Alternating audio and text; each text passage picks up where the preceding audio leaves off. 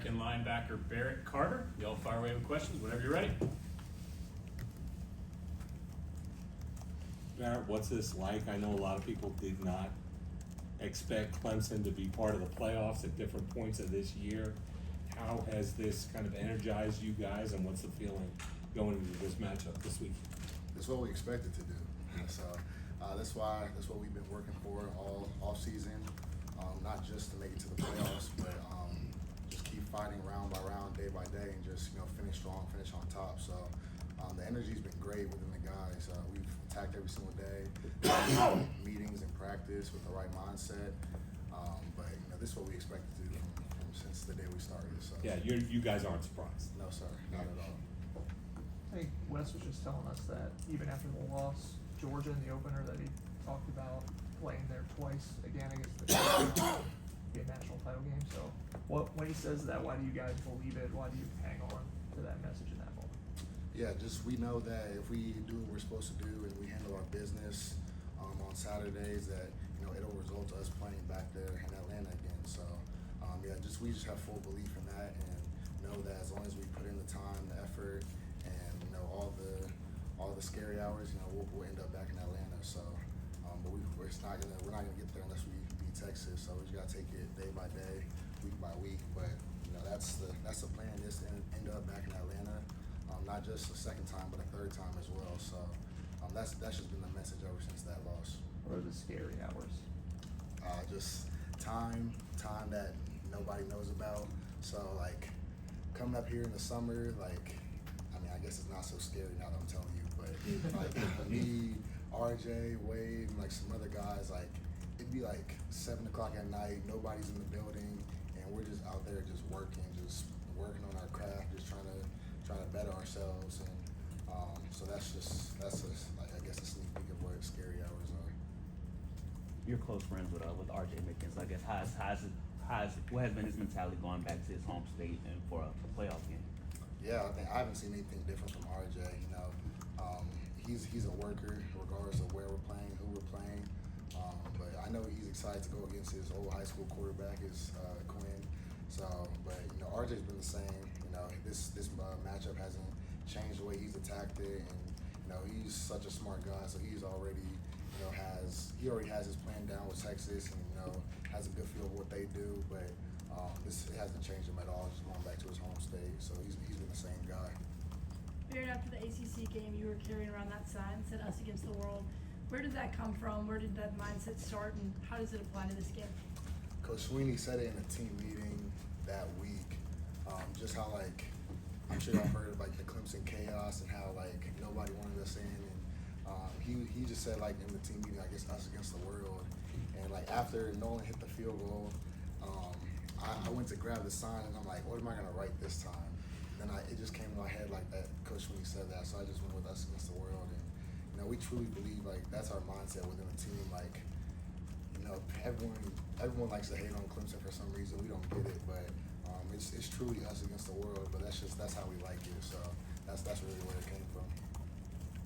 Barrett, how much are you guys kind of thriving on that, being the underdog right now? Yeah, we love it. Especially just us having the opportunity to go into somebody's stadium and try to come out with a victory. It's fun. Playing at home is awesome, and good teams win at home, but great teams win on the road.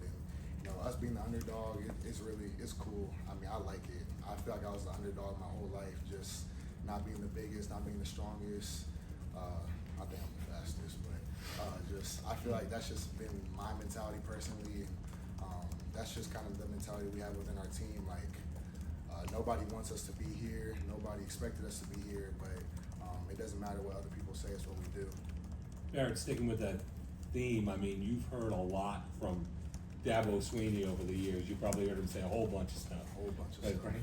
How does he keep your college students, and the outside noise is there, and you're going to get some of it anyway. How does he kind of keep that mental focus, that positive mental focus for you guys, even when people on the outside are telling you the sky's falling? Yeah, it's honestly tough just being in a society where social media is so, I guess, I don't want to even say important, but we all know how big social media is nowadays, and but he really just preaches us every single day, just stay inside out. And some guys, you know, it's hard to do for some guys. You know, I fall into the trap too. Like, I wake up and I check my phone and I see all this stuff, but I try to listen to what he says, and I truly believe in what he says, and that's just, it doesn't matter what they say. And at the end of the day, like, what we do on Saturdays, what we do leading up to Saturdays, that's what it all comes down to. So I try to just really hone in on that and try to preach that to the guys, and you know, hopefully we can all adapt to that mindset. But you know, it's tough to say the least. But we gotta stay inside out. That's the goal. Looking back at the ACC title game, I guess, what in the first 3 quarters do you feel good about, and what do you feel like y'all need to improve on from the fourth quarter specifically? Yeah, I feel like we did a good job just playing complementary football, like all 3 phases, offense, defense, and special teams. And just fourth quarter, just defensively, we just weren't executing the calls. You know, in the championship game, players are gonna make plays, but a lot of the stuff that was happening was on us, like as a defense, like technical stuff and just executing. But I would say that's just the main thing that comes down to. Just gotta execute whatever play's called, and you know, guys are gonna make plays. We know that when we play at this level, but we just failed to execute for 4 quarters. And SMU is also a great team. Like I said, they had dudes all over the field. They started making more plays in the second half, but we just have to do a better job of finishing. Texas, their run game, they gotta have a 2-headed monster with Wisner and Blue, kind of different guys, and then Quinn, he doesn't like to run it a lot. What do you see out of them? Do you see them as kind of a run first team to set up the pass, or how do you see their offense? Yeah, they're explosive, and they have running backs. They have an elite quarterback, and they have dudes at receiver, dudes at tight end. So they have elite guys all over the field, guys that are going to play on Sundays for a long time. So you know, as far as the run and pass goes, they do it all at a high level. So for us, we got to communicate. Communication is going to be at a premium. Just all the shifts and motions that they do, and getting the ball down space. Tackling is going to be at a premium. So their offense is elite, and I think we can all see that when you turn on the tape. So we just got to be on our P's and Q's on Saturday. The tight end, he leads them in receptions. They use him on wheels over the middle, seam. Is he really good at getting open? Do they scheme him open, or is it a little bit of both? I think it's both. They have a great scheme that allows him to make plays like that, but he's also an elite tight end. He's probably one of the best, or definitely one of the best that we played and that we will play. So I'm looking forward to the challenge, the competition. But that's why I come to a place like Clemson, just to get that exposure and go against the top guys in the country. So see how you match up. So I'm excited for it. Do they have more pre-snap eye candy and then post-snap misdirection stuff than maybe anybody you guys have faced? And then how much pressure or how much of a challenge is that for the second level guys to truly sort of be where you're supposed to be? Yeah, they definitely have a lot pre and post snap. So definitely a lot.